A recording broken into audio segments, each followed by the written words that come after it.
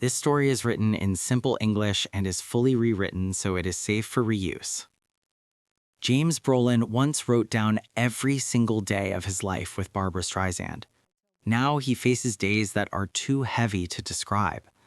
The man who proposed 3 times before she said yes has quietly stepped away from work. He has turned down major roles not because he wants rest, but because love now needs his full presence. For years, they kept separate bank accounts as a symbol of independence. Recently, those accounts were merged, not by choice, but because rising medical costs left no space for boundaries.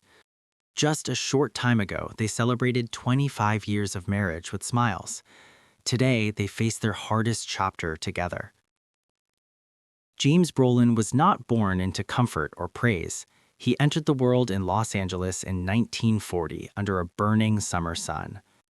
His father was strict, demanding discipline and perfection from an early age. James grew up without warmth, without bedtime stories, and without praise. His mother, once connected to Hollywood dreams, had locked those dreams away and offered little emotional shelter. As a child, James learned order, silence, and endurance long before he learned joy. At just 7 years old, James became seriously ill with asthma and spent weeks in a hospital bed. While other children played outside, he struggled just to breathe. No visitors came, no comforting arms held him. That loneliness shaped him deeply. It did not break him, but it taught him how to survive quietly. Inside him, a determination formed that never fully disappeared. As a boy, James showed signs of brilliance. He could take apart machines and rebuild them perfectly, but what truly saved him was film. When he saw James Dean on screen, something awakened inside him. He copied Dean's movements, studied his expressions, and filmed small movies with neighborhood kids. Acting became his voice when words failed him. When James Dean died, young James Brolin fell into silence for days, grieving someone he had never met but deeply understood. Hollywood did not welcome him easily.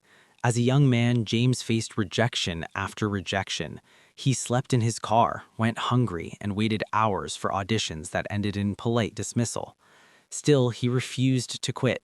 He washed dishes, studied great actors, practiced lines alone, and pushed through fear and self-doubt. Even when fired from early roles and denied pay, he chose pride over bitterness and continued forward. His breakthrough came slowly, through persistence rather than luck. A small role led to another, and eventually he was cast in a medical television drama that changed his life. That role brought recognition, stability, and finally, respect. When he won an Emmy, it represented not fame, but survival.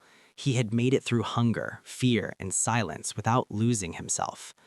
Success, however, did not erase pain. Fame placed pressure on his personal life, and his first marriage suffered. He worked constantly, believing success would fix everything. Instead, it exposed the emptiness he carried inside. Though admired by millions, he often felt deeply alone. Acting became both refuge and release, allowing him to pour his inner struggles into characters who mirrored his own wounds. Barbra's story began with loss. Her father died when she was a baby, leaving behind absence instead of memory. Her mother, consumed by grief, offered little affection. Barbra grew up in a cramped Brooklyn apartment without privacy, praise, or emotional warmth. She was told she was not pretty enough, not polished enough, and not worthy of attention. Still, she believed in one thing: her voice. Music became Barbra's survival. She sang because silence hurt too much. Rejection followed her everywhere, but she refused to change herself to fit expectations. Her voice carried pain, strength, and truth. Slowly, audiences began to listen. From nightclubs to Broadway, she rose not by pleasing others, but by staying true to who she was. Her success was built from defiance, not approval. When Barbra entered film and music, she demanded control over her work. She refused to be shaped by an industry that once rejected her. Awards followed, records broke, and history changed. Still, fear remained. For many years, stage fright kept her away from live performance. Even applause could feel terrifying. Her strength was never the absence of fear, but the courage to keep moving despite it. When James and Barbra met in the mid-1990s, neither was searching for fantasy. Both were tired, guarded, and deeply scarred. Their first meeting was awkward and honest. That honesty became the foundation of their bond. Their love grew slowly, built on trust, respect, and patience. James proposed 3 times. The third time, with a handwritten letter full of vulnerability, Barbra finally said yes. Their marriage was private and meaningful, not a public spectacle. For James, it brought something he had never known: peace. After decades of insomnia, he learned how to sleep beside her. For Barbra, love became a place of safety rather than performance. They created a life together based on rituals, creativity, and quiet companionship. As the years passed, they chose presence over fame. They spent long days together, writing, talking, and walking in silence when words were too heavy. Barbra focused on advocacy and health causes. James stepped back from acting. When her health began to decline, he stayed without announcement or complaint. He made tea, read her words aloud, and protected her privacy with devotion. Their love today is not loud or dramatic. It is gentle, steady, and deeply human.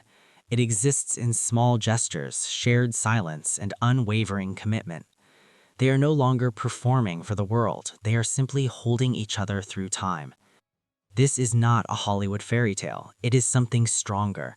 It is love that stays when acclipate fades, when youth passes, and when fear arrives quietly. It reminds us that real love is not about perfection. It is about choosing one another again and again, even when the world grows quiet.